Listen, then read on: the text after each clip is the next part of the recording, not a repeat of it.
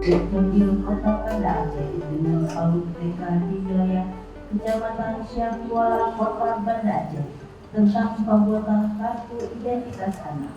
Hari ini saya hadir di Aula Kantor Camat Syahkuala untuk menghadiri penandatanganan perjanjian kerjasama dari Disduk Capil dengan seluruh PAUD yang berada di Kecamatan Syahkuala. Saya hari ini hadir sebagai Bunda PAUD untuk melihat pelaksanaan kegiatan pada hari ini.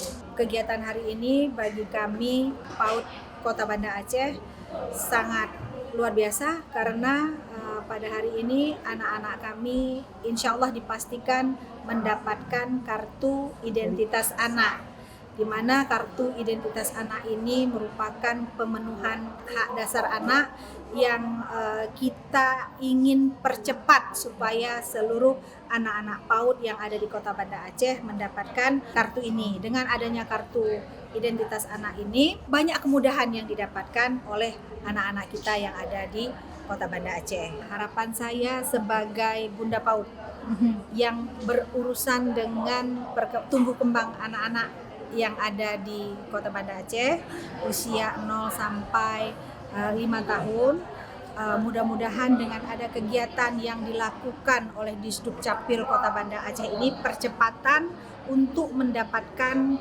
semua anak yang ada di Kota Banda Aceh mendapatkan kartu identitas anak ini sangat luar biasa.